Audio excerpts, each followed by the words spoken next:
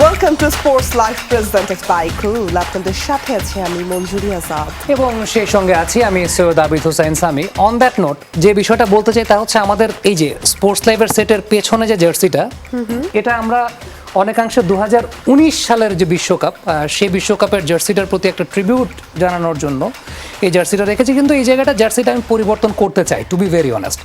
এবং সেটা যদি এরকম হয় যে এই বছর টি-20 ওয়ার্ল্ড কাপে বাংলাদেশ যে জার্সিটা পরে খেলবে সেই জার্সিটা যদি পেয়ে যায় হাতের কাছে, তাহলে এই জায়গায় রিপ্লেস করতে চাই।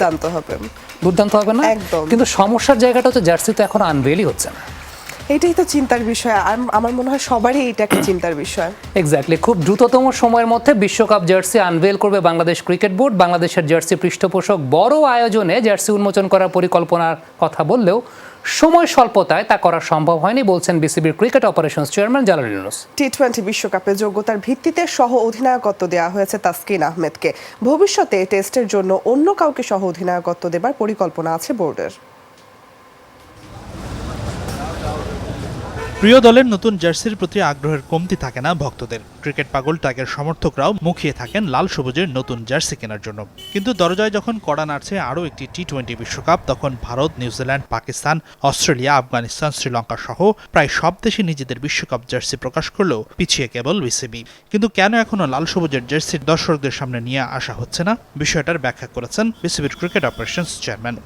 আনভেলটা অ্যাকচুয়ালি রবির তাদের একটা প্রোগ্রামের মাধ্যমে করার কথা ছিল, কিন্তু পরে হয়ে ওঠেনি। তখন আমরা এটাকে নট অনলি আনভেলের পাশে কিছু এদের সাথে শুভেচ্ছা বাণী থাকবে। আমি এখনই ডিসক্লোজ করতে যাচ্ছি না। তা আশা করি কিছু দিনের মধ্যে আপনারা দেখতে পাবেন আমরা ওই জার্সিটা আনভেলও হবে, কিছু শুভেচ্ছা বাণীও থাকবে।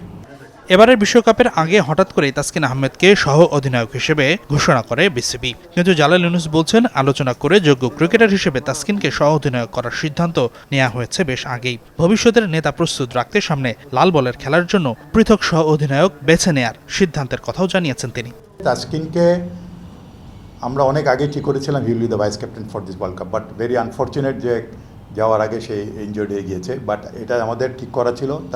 তাসকিনকেও জানানো হয়েছিল যে তুমি ভাইস ক্যাপ্টেন। সামনে এমনও হতে পারে যে রেড বল এবং হোয়াইট বলের ভাইস ক্যাপ্টেন আমরা হয়তো কাউকে দিতে চাই যে কন্টিনিউ করতে পারে, যে ভবিষ্যতে আমরা তাকে রিপ্লেস করতে পারি। এদিকে যুক্তরাষ্ট্র পৌঁছার পরেই টেক্সাসের হিউস্টনে ঝড়ের মোকাবেলা করতে হচ্ছে বাংলাদেশ দলকে। কিন্তু দলের সবাই ভালো আছে নিশ্চিত করেছে বিসিবি। এই সময় যুক্তরাষ্ট্রের এই শহরে ঝড় হবে এটাই স্বাভাবিক বলছেন সংশ্লিষ্টরা। তবে গতকাল সেখানে তাসকিন আহমেদকে বিশেষজ্ঞ ডাক্তার দেখিয়েছে বোর্ড। দ্রুতই জানা যাবে তাসকিনের মাঠে ফেরার দিনক্ষণ। তারা কালকে একটা ডক্টর দেখেছে তাকে। এখন দেখার পরে ডক্টর বোধহয় 24 তারিখে তার 2 সপ্তাহ হবে। এই 2 সপ্তাহের মধ্যে তার আপডেট কি আমরা আপনাদের 24 তারিখে জানাতে পারবো। একটা এমআরআই করা হবে 24 তারিখে। এমআরআই করার পরে আপনাদের আপডেট দিব।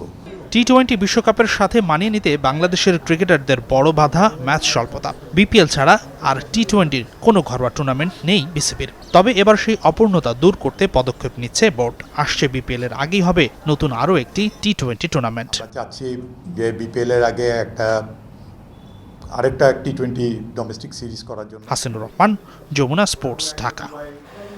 সাম্প্রতিক ক্রিকেট আঙ্গনের বিষয়বস্তু নিয়ে কথা বলতে চাই। আমাদের সঙ্গে ঠিক এই মুহূর্তে যুক্ত হচ্ছেন ফাহিম রহমান, সিনিয়র ক্রীড়া সাংবাদিক এবং ক্রিকেট বিশ্লেষক। ফাহিম ভাই, আমন্ত্রণ আপনাকে। যদিও আপনাকে আজকে আমি এক্সপেক্ট করছিলাম আপনি ব্যাটে বলে মাঠ মাতাবেন মিরপুর শেরেবাংলা স্টেডিয়াম। রাইট, ওখানে খেলা হচ্ছে এক্স ক্রিকেটার ভার্সেস জার্নালিস্টদের একটা ম্যাচ চলমান রয়েছে। সো সেখানে আমাদের অনেক কলিগরা খেলছে। সো তাদের জন্য ডেফিনেটলি আমাদের পক্ষ থেকে শুভকামনা যে তারা অন্তত ম্যাচ তো হারবে, এটা আগে থেকেই জানা।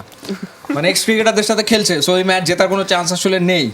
তো তারপরে অ্যাটলিস্ট যেন ফাইট করুক আর কি। হান্নান ভাই কিন্তু অলরেডি আউট হয়ে গেছেন যেমনটা শুনতে পাচ্ছি। আচ্ছা, আমাদের আজকের যে বিষয়বস্তুগুলো নিয়ে আসলে আলোচনা করব সেটা হচ্ছে যে প্রথমত জার্সির বিষয়টা।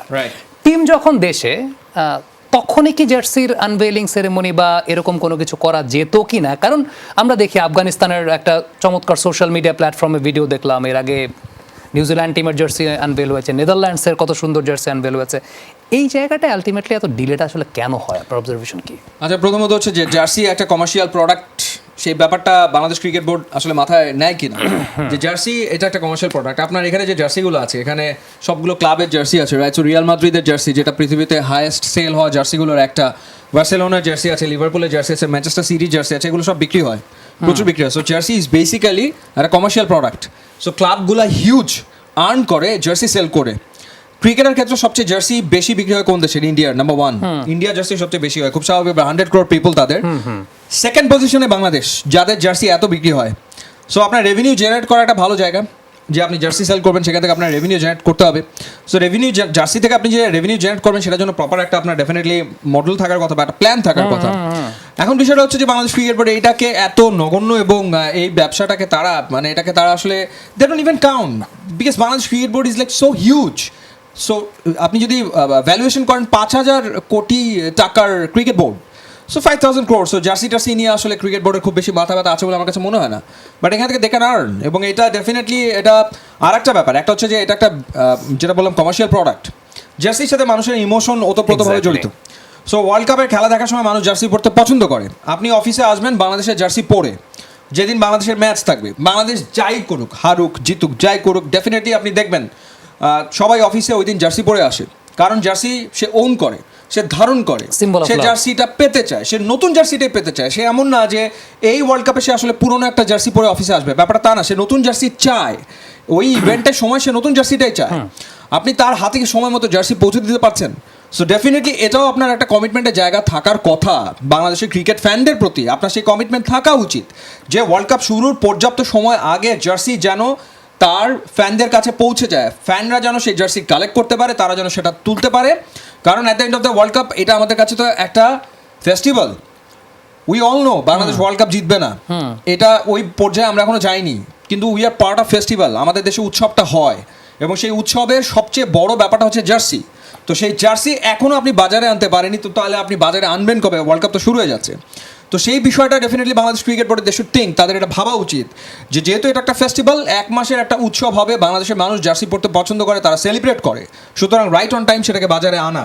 সো এটা কেন আনা হয়নি, কী কারণে আনা হয়নি, কেন, আই ডোন্ট নো। সময় তো একটা ব্যাপার।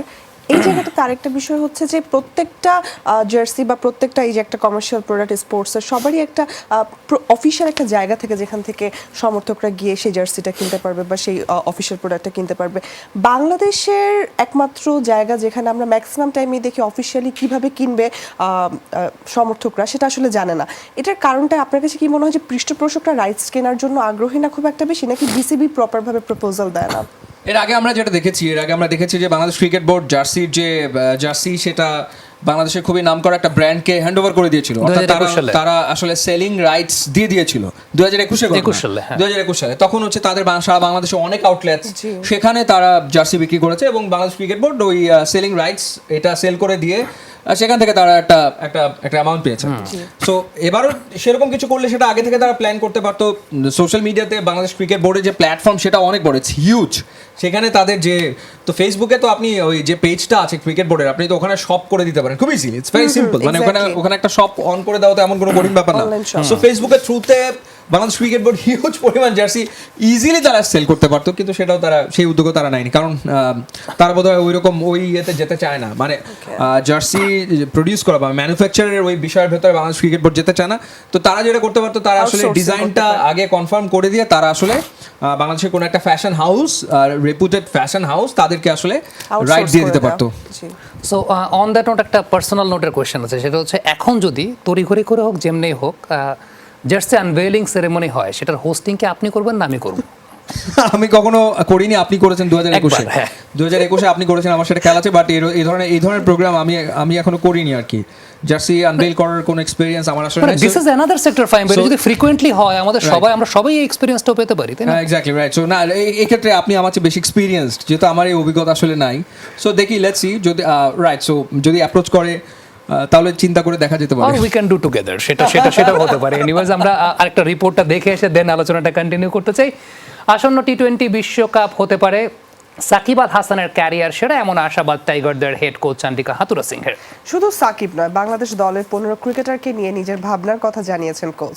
যুক্তরাষ্ট্রে উড়াল দেওয়ার আগে বিসিবির বিশেষ আয়োজন the red and the green story শোতে ফুটে ওঠে টাইগার ক্রিকেটারদের সামর্থ্যের বিষয়টি। It's a legend of the game. We all know that Sakib. World cup is knocking at the door. জমজমাটি আসরে অংশ নিতে যুক্তরাষ্ট্রে পাড়ি জমিয়েছে টিম টাইগার্স। এই মুহূর্তে লাল সবুজের প্রতিনিধিরা অবস্থান করছে হিউস্টনে। তবে যুক্তরাষ্ট্রে উড়াল দেওয়ার আগে বিসিবির বিশেষ আয়োজন the red and green story অনুষ্ঠানে অতিথি ছিলেন টাইগারদের কড়া হেডমাস্টার চান্দিকা হাতুরু সিংহে। বিসিবি প্রকাশিত ভিডিওতে হাতুরু বর্ণনা করেন প্রতিটি ক্রিকেটারের গুণের কথা, দক্ষতার কথা, নিজের প্রত্যাশার কথা। শান্তর অধীনে প্রথমবারের মতো বিশ্বকাপের মতো বড় মঞ্চে বাংলাদেশ। কেরিয়ারের এত বড় দায়িত্ব, কঠিন চ্যালেঞ্জ নেওয়ার জন্য শান্ত প্রস্তুত আছেন বলেও মনে করছেন কোচ। শুধু তাই নয়, প্রথমবারের মতো দলটির second in command Taskin Ahmed. কোচের মতে এই পেসারের সেরা পারফরমেন্সটা নির্ভর করে তার মানসিকতার উপর। Very good lead from. শান্ত আমাদের নেতা, খুব ভালো নেতা, সামনে থেকে নেতৃত্ব দিতে জানে। ড্রেসিং রুমে থাকলে সে ছেলেদের সঙ্গে মেশে মাঠে নেমে খুবই প্রতিদ্বন্দ্বিতাপূর্ণ আচরণ করে। আমি নিশ্চিত সে এই চ্যালেঞ্জ নেওয়ার জন্য প্রস্তুত। তাসকিন খুব আবেগী মানুষ, সে ভালো মুডে থাকলে তার কাছ থেকে সেরাটা পাওয়া যায়। খেলোয়াড়দের মধ্যে খুবই জনপ্রিয় সে। বিশ্বকাপের অভিজ্ঞতার দিক থেকে দলের সবচেয়ে প্রবীণ দেশসেরা অলরাউন্ডার সাকিব আল হাসান। তাই তো কোচের কাছ থেকে কিংবদন্তি উপাধি পেয়েছেন বাংলাদেশের পোস্টার বয়। প্রশংসা করেন অভিজ্ঞ মাহমুদুল্লাহরও। It's a legend of the game. খেলার কিংবদন্তি। আমরা জানি সাকিব সবগুলো টি-20 বিশ্বকাপ খেলেছে। এই টি-20 বিশ্বকাপ তার শ্রেষ্ঠ আসর হবে আশা করি। 3 বিভাগেই দলের হয়ে সে অবদান রাখবে। মাহমুদুল্লাহ দলের জন্য দারুণ অনুপ্রেরণার। সে দলের মধ্যে স্থিরতা নিয়ে আসে। সে যখন বলে সবাই শুনে, তার মাথা পরিষ্কার। অফ ফর্মে থাকলেও লিটন ও সৌম্যকে নিয়ে অনেক আশাবাদী কোচ। সেই সাথে কোচের থেকে দলের গতিময় খেলোয়াড়ের তকমাটা পেয়েছেন Towhid Hridoy. Very talented, natural, gifted. Liton আমাদের অন্যতম সেরা ব্যাটার। এই বিশ্বকাপে তার কাছ থেকে আমি বড় কিছু প্রত্যাশা করি। সৌম্য সহজাত প্রতিভা। আমার মনে হয় সামর্থ্য অনুযায়ী সে কম পারফর্ম করেছে। নিজের সেরা দিনে সে ম্যাচ উইনার। হৃদয় রোমাঞ্চকর তরুণ খেলোয়াড়, খুবই প্রতিভাবান, খুবই গতিময়। তার ফিল্ডিং, কথা বলা, হাঁটা সবই গতিময়। তাসকিনের সাথে দলের পেস ইউনিট সামলাবেন মুস্তাফিজ ও শরীফুল। একজন কাটার মাস্টার তো অন্যজন আগ্রাসী। একজনের কবজির ঘূর্ণিতে নাজেহাল হন ব্যাটাররা, তো অন্যজনের লড়াকু মানসিকতা। Lead of the pack. মোস্তাফিজকে নিয়ে আমি কি বলবো, ফিজ হচ্ছে বিশেষ প্রজাতির, খুঁজে পাওয়া মুশকিল বিশ্ব ক্রিকেটে। সে তার কবজি দিয়ে অনেক কিছুই করতে পারে। 6 ফুট 4 ইঞ্চি লম্বা বাঁহাতি পেসার শরীফুল খুব গতিতে বল করতে পারে, দারুণ প্রতিভাবান। সে একটা জিনিসই জানে, উইকেট নিতে। এবার বিশ্বকাপের দলে রয়েছে তানজিদ হাসান তামিম, জাকের আলী অনিক, রিশাদ হোসেন, শেখ মাহাদি হাসান ও তানভীর ইসলামের মতো তরুণ প্রতিভা। এই তরুণদের নিয়ে বিশ্বকাপে ভালো কিছুর স্বপ্ন দেখছেন হাতুরু। মেহেদি রিয়ান, যমুনা স্পোর্টস। ফাহিম রহমান আমাদের সঙ্গে আছেন। ফাহিম ভাই, আমরা হাতুরা সিংহের বিসিবির সোশ্যাল মিডিয়া প্ল্যাটফর্মে সেই বক্তব্যগুলো দেখেছি যে ইন্ডিভিজুয়াল ক্রিকেটারদেরকে নিয়ে কথা বলেছেন। ব্যাপারটা কি এরকম দেখা যায় যে হাতুরা সিংহের প্লেয়ারদের সাইকোলজিক্যাল ফ্যাক্টর নিয়েও কাজ করেন, মনোজগৎ নিয়েও কাজ করেন? তাকে আসলে কতটুকু আধুনিক কোচ মনে হয়? কোচ তো কাজ করবেন, সেটা খুব স্বাভাবিক ব্যাপার, কিন্তু আসলে রেজাল্ট আমরা কতটুকু পাচ্ছি? আমরা কি ওয়ান ডে ওয়ার্ল্ড কাপের রেজাল্ট পেয়েছি? 9 ম্যাচের ভেতরে 2টো মাত্র ম্যাচ আমরা জিততে পেরেছি, 7টা ম্যাচে আমরা হেরেছি। সো ওয়ান ডে ওয়ার্ল্ড কাপে যদি আপনি হাতুরু সিংয়ের পারফরমেন্সে ইভ্যালুয়েট করেন, সো ফেল করেছে। As simple as that. Bangladesh team কি এতটা খারাপ ছিল যে মাত্র 2টো ম্যাচ জিতবে? না, নিশ্চয়ই না। তো সেখানে তো সে ফেল করেছে। সো প্রবাবলি এটাই হাতুরু সিংয়ের আসলে লাস্ট অ্যাসাইনমেন্ট। যদি এবার হাতুরু সিংয়ে আসলে রেজাল্ট আনতে না পারেন, আমার মনে হয় না বাংলাদেশের ক্রিকেটে তার আসলে খুব বেশি দিন থাকা হবে বলে আমার কাছে আসলে মনে হচ্ছে না। তো সেই জায়গাটাতে কাজ কোচরা করেন, কিন্তু আমরা তো সেটার রেজাল্ট আসলে বড় আসরে দেখতে পাই না। মানে বড় আসরগুলোতে আমরা এখন আসলে ফেল করছি। টি-20 ওয়ার্ল্ড কাপে আমাদের বেস্ট রেজাল্ট কোনটা? অস্ট্রেলিয়াতে যে টি-20 ওয়ার্ল্ড কাপ আমরা খেললাম ওইটাই তো, যেখানে আমরা নেদারল্যান্ডসের সাথে 9 রানে জিতেছিলাম, আর জিম্বাবুয়ের বিপক্ষে নাটকীয় ম্যাচে শেষ মুহূর্তে গিয়ে বাংলাদেশ জিতেছিল। এই দুইটাই মানে জয় ছিল মূল পর্বে। তো এটাই আমাদের বেস্ট পারফরমেন্স। 2007 ওয়েস্ট ইন্ডিজের সাথে আমরা ম্যাচ জিতেছি, তারপরে তো আমরা বড় কোনো দলকে আসলে টি-20 ওয়ার্ল্ড কাপে হারাইনি। উই ক্রিয়েটেড চান্সেস, যেমন হচ্ছে ইন্ডিয়ার সাথে বাংলাদেশের ম্যাচ জেতা খুব ভালো সম্ভাবনা অ্যাডিলেডে ছিল 2022 টি-20 ওয়ার্ল্ড কাপে। সো ওই ম্যাচটা আমাদের জেতা উচিত ছিল। ওই ম্যাচটা জিতলে সেটা একটা বিরাট সাকসেস আসলে হতো। সো এরকম একটা অবস্থাতে এখন লেটস সি। এবং এবারে তো আসলে টিমের কাছ থেকে এক্সপেকটেশনও তুলনামূলক আসলে সবারই কম ওভারঅল। তো সেই জায়গাটাতে আমার মনে হয় যে এবার প্লেয়ারদের একদম প্রেশার ফ্রি ক্রিকেট খেলা উচিত। সো প্রেশার ফ্রি ক্রিকেটটা এনজয় করা উচিত, খেলাটা উপভোগ করা উচিত, রেজাল্ট যা হওয়ার তাই হবে, এভাবে আর কি। একটা টিমকে নিয়ে আলোচনা খুবই কম হচ্ছে, সেটা হচ্ছে ওয়েস্ট ইন্ডিজ। আমরা একটু দেখতে চাই কাটলি অ্যামব্রোস, কিংবদন্তি ক্রিকেটার, তিনি কি বলেছেন। তৃতীয়বারের মতো টি-20 বিশ্বকাপের শিরোপা জিতবে ওয়েন্ডিজ। বিশ্ব আসরের সময়টা ভালো না গেলেও সাম্প্রতিক পারফরম্যান্স আর ঘরের মাঠে খেলার আত্মবিশ্বাস ক্যারিবিয়ানদের এগিয়ে রাখবে বলে মনে করেন কিংবদন্তি কাটলি অ্যামব্রোস। যুক্তরাষ্ট্রের নাসাউ কাউন্টি স্টেডিয়াম উদ্বোধনে এসে উইন্ডিজকে নিয়ে নিজের প্রত্যাশার কথা জানিয়েছেন আসরের শুভেচ্ছা দূত অ্যামব্রোস। বলা হয় টি-20 ফরম্যাটটাই যেন তৈরি হয়েছে ক্যারিবিয়ানদের জন্য। Gayle, Russell, Narine, Pollard, Bravo, বিশ্বব্যাপী ফ্র্যাঞ্চাইজি ভিত্তিক লিগে সবচেয়ে বড় ফেরিওয়ালা তো ওরাই। টি-20 বিশ্ব আসরে নিজেদের নামের পাশে চ্যাম্পিয়নের তকমা লাগাতে 4 আসর লেগে গেলেও গত 8 আসরে 2 বারের চ্যাম্পিয়ন ড্যারেন সামিরা। 2012 ও 2016 সালের চ্যাম্পিয়ন দল ওয়েস্ট ইন্ডিজ। ক্যারিবীয়রা ছাড়া 2 বার ট্রফি জেতার খেতাব আছে কেবলমাত্র ইংল্যান্ডের। 2010 সালের পর আবারও ঘরের মাঠে বিশ্বকাপ খেলার সুযোগ পাচ্ছে দ্বীপ দেশটি। আর তাই এবারের আসর নিয়ে বাড়তি প্রত্যাশা ক্যারিবিয়ান কিংবদন্তি স্যার কার্টলি অ্যামব্রোসের। আমাদের খুব ভালো একটা দল আছে। যখন আমরা এখানে কথা বলছি তারা অ্যান্টিগায় ক্যাম্পে রয়েছে এবং টি-20 বিশ্বকাপের জন্য নিজেদের প্রস্তুত করছে।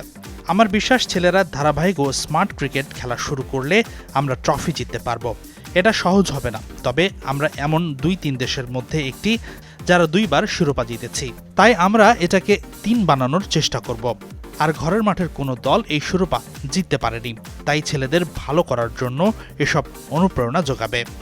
বৈশ্বিক আসরে ওয়েস্ট ইন্ডিজের সাম্প্রতিক পারফরমেন্স অবশ্য বেশ বাজে। অস্ট্রেলিয়ায় অনুষ্ঠিত 2022 টি-20 বিশ্বকাপে গ্রুপ পর্ব পার করতে পারেনি ক্যারিবীয়রা। গত বছরের ওয়ানডে বিশ্বকাপে খেলার যোগ্যতাই অর্জন করতে পারেনি তারা। রবম্যান পাওয়েলের নেতৃত্বাধীন এবারের ওয়েস্ট ইন্ডিজকে অবশ্য ভিন্নই মনে হচ্ছে অ্যামব্রোসের। টি-20তে গত 14 মাসে বেশ ভালো পারফরমেন্স করেছে মেন ইন মেরুনরা। সিরিজ জিতেছে শক্তিশালী দক্ষিণ আফ্রিকা, ভারত ও ইংল্যান্ডের বিপক্ষে। আমার অনেক ক্রিকেটারকেই ভালো লাগে, তাদের ভালো করা দেখার জন্য মুখিয়ে আছি। গর্বিত অ্যান্টিগাবাসী ও ওয়েস্ট ইন্ডিজের খেলোয়াড় হিসেবে। আমি চাই ওয়েস্ট ইন্ডিজ জিতুক। কাজটা কঠিন, কারণ টি-20 ক্রিকেটে প্রতিটি দলেরই অন্য যে কোনো দলকে হারানোর সমান সুযোগ থাকে। তবে এটা রোমাঞ্চকর এক টুর্নামেন্ট হতে যাচ্ছে। আমি ওয়েস্ট ইন্ডিজকেই সমর্থন করব। যুক্তরাষ্ট্রের Nassau county international cricket stadium উদ্বোধনে উপস্থিত ছিলেন আসন্ন আসরের শুভেচ্ছা দূত অ্যামব্রোস। সেখানেই উত্তরসূরিদের উজ্জ্বল সম্ভাবনার কথা বলেন তিনি। আসরের সি গ্রুপে নিউজিল্যান্ড, আফগানিস্তান, পাপুয়া নিউগিনি ও উগান্ডার সঙ্গে লড়বে ওয়েস্ট ইন্ডিজ। রঞ্জন শান্ত, যমুনা স্পোর্টস। ওয়েস্ট ইন্ডিজকে নিয়ে যেমনটা সামি বলছিল, সব থেকে কম কথা হচ্ছে অনেকে কথা বলছেন না। আসলে কি ওয়েস্ট ইন্ডিজের কোনো সম্ভাবনা আছে? তারা কি শেষ মুহূর্তে চমক দেখিয়ে আসলেই এই টুর্নামেন্ট জিতে নিতে পারে? কেমন, তারা 2 বারের টি-20 ওয়ার্ল্ড কাপের চ্যাম্পিয়ন টিম, রাইট? এবং টি-20 ফরম্যাটটা তো আমার কাছে মনে হয় ক্যারিবিয়ানদের জন্য এটা ওদেরই ফরম্যাট। সো ডেফিনেটলি ওরা সবসময় ফেভারিট, এটা নিয়ে কোনো ডাউট নেই। তারপরে আবার খেলাও হবে ওদের ওখানে, ওদের কন্ডিশনে খেলা হবে। They have tremendous players. টি-20-র এত ভালো প্লেয়ার দেখা যায় যে কোনো ফ্র্যাঞ্চাইজি লিগে ওদের দেশের ক্রিকেটাররা খেলে, সব জায়গাতেই খেলে।